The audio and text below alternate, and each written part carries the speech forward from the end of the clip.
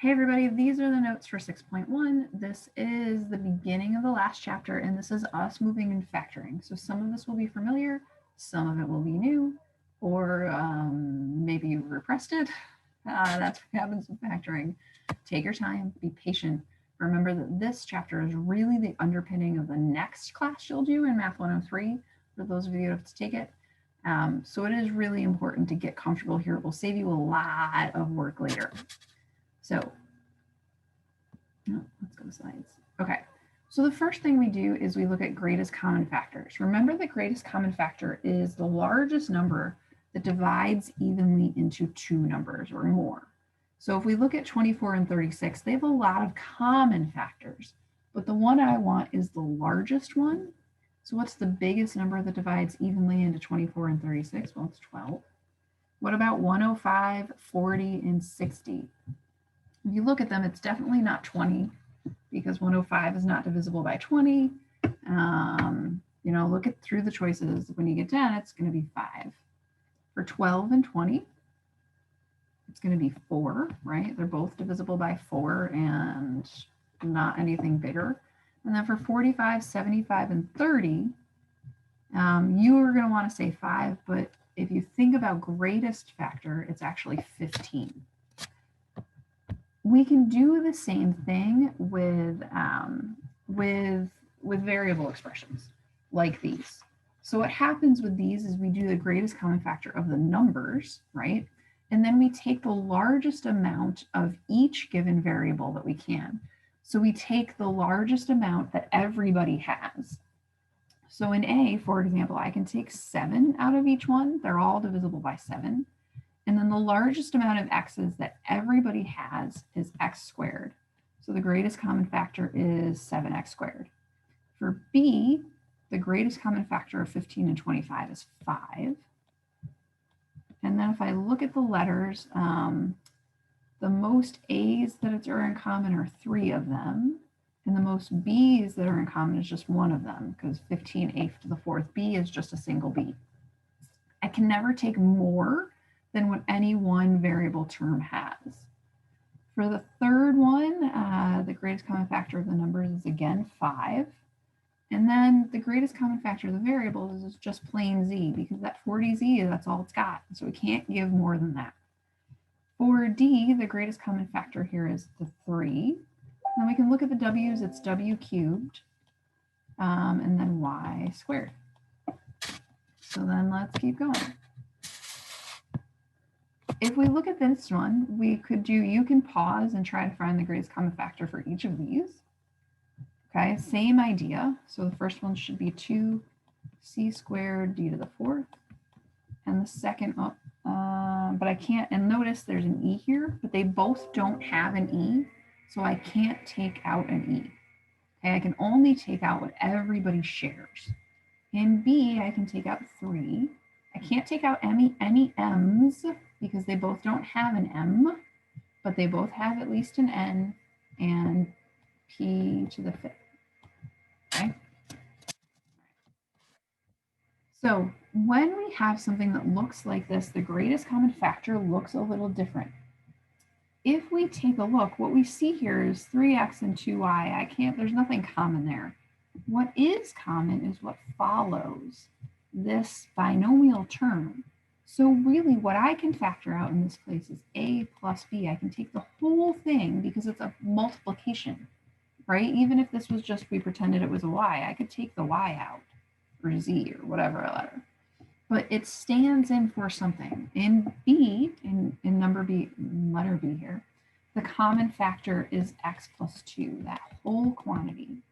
Okay, that's taking out a binomial factor, which is a really important thing for us to do. So when we want to factor out the greatest common factor for a polynomial, we identify the greatest common factor of all the terms. We write each term as the product of the greatest common factor and another, and then we remove the greatest common factor. Remember at the bottom here, to check that you did it right, you can always re-multiply, distribute through the parentheses, and check your work. This is important here because it is easy to do something, make silly mistakes. So the part about rewriting it as a factor, this is what they mean. So for example here, for the first one, I'm only going to do this for one of them because most of the time it actually doesn't help you. It just makes you confused. I can think of this as 4 times x minus 20. I can think of 20 as 4 times 5. I can break it into parts. And then I can see that the common factor is 4. So I can take out 4. And what I'm left with is x minus 5. If it helps you to break it apart like this, great. But if for the most part, this is something you guys can do visually. So out of the next one, the common factor for the numbers is a 3. And the common factor for the letters is a w. So if I took out 3w from 6w squared, I'm left with 2 and a w. And then the trick is here, I have to be able to re-multiply this through. So what I can't do is just leave the 2w there, because then I'd be missing a term. So what I need is a 1, because 3w times 1 gives me 3w. Okay. For the next one, I can pull out a 6. That's a common term. So I'd be left with a w. And if I take a 6 out of 18, I'm left with 3. And then for the last one, let's see what's common. 7 and m. So I'd be left with 3m squared. And then again, I can't just remove a whole space. I have to hold that place somehow.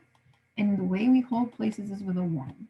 7m times 1 is 7m. If I want to check, I distribute back. So 7m times 3m squared is 21m cubed. And 7m times negative 1 is minus 7m. If you don't get back what you started with, you did it wrong. All right, for the next one, you try these. Pause, try them. Okay, the first one, I'm going to take out 3y cubed. So that's going to leave me 5 plus 4y. For the second one, and listen, take it step by step. Sometimes these are visually a lot to look at, but you're just taking it numbers, A's, B's, one thing at a time. So I'm going to take out a 9. That's the greatest common factor. You can take more than 3. A to the 4th and B. And when I do that, all of this got removed. So I need to hold that space with a 1. Minus, let's see, 2 and an A left, plus 3 and an A squared. Again, if you're not sure, re-multiply and check. For the next one, I can take out 3y squared. So that would leave me 3 minus 2y cubed. And then for the last one, I'm going to take out 10st. So again, here I'm going to need a placeholder. I get 5s squared minus 40, oops, sorry, not 44, just 4, minus 4t plus placeholder 1. Okay, all right. So I'm going to take out a negative from these ones. So if I factor out a negative, what it does is it flips everybody's sign. So if I take out negative 3, it's telling me to take that out.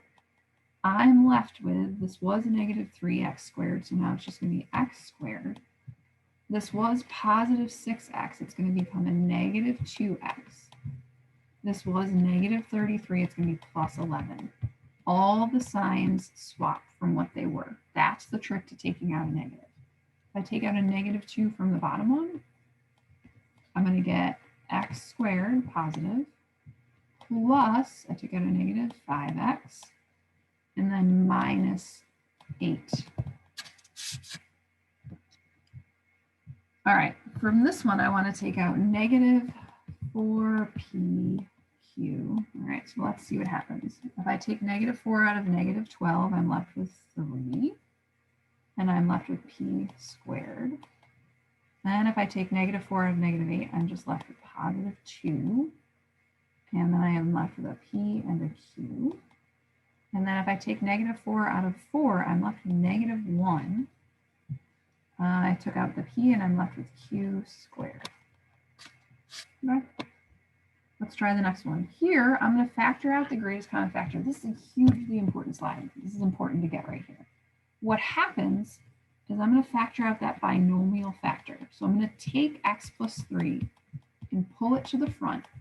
And then what I'm going to do is gather up what's left into one term. So 2w minus 5. Okay, I'm going to do that same thing again with the next one.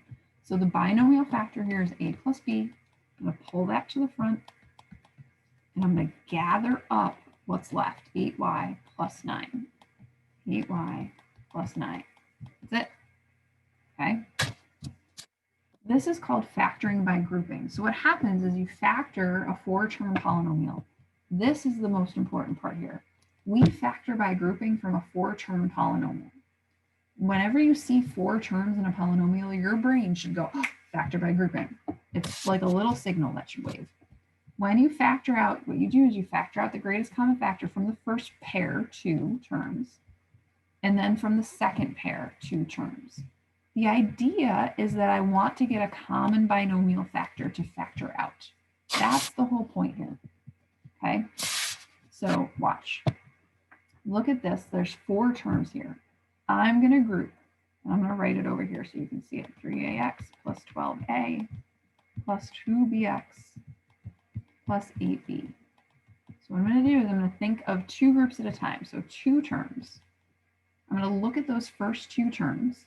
I'm going to take out 3a, and I'm going to get x plus 4 left over. Now I'm going to look at the second 2 terms. I'm going to factor out the greatest common factor here is 2b, and I'm left with x plus 4. The whole point here is for me to get the same binomial term. If I don't get the same thing, we've missed the point. That's the goal, so that I can pull it to the front and collect what's left. 3a plus 2b. Okay. All right, try the other one. So we're going to factor the second one by groups. First group, second group. First group, I'm going to pull out a 5, and that leaves me x plus 2y. Second group, I'm going to pull out an a, and that leaves me x plus 2y. I have the same binomial term. That's the whole point. I'm going to pull it to the front, x plus 2y, and collect what's left, 5 plus a. And here's the thing. If you're not sure you did it right, FOIL, first, outer, inner, last, remultiply and check. That's how you know, because these are all things that we can check our work for. All right, you try this one. Let's see what happens. So group, group. This is a little tricky. So out of the first group, I want to pull an a. I'm going to get x plus y. Out of the second group, I have a lot of negatives, and I want to end up with x plus y. So what I'm going to do is I'm going to factor out a -1 to change their sign. So -1, x plus y. See how this works? So then those are my common binomials, x plus y. And then I can pull a -1 together. Try the same thing on the next one. 2 groups. Remember, the binomial term has to be the same. So I get t, u minus v. And you can see right here, this is going to be a plus. So I have a negative u. I'm going to pull out -1. It's going to leave me with u. Switch the sign for the v, minus v. Now I have a common term. So I'm going to have u minus v times t minus 1. Now I should be able to multiply with FOIL and check and make sure I did it right. All right, last one. This one is the trickiest. You try them. Pause the video, see if you did it right. So first group, second group.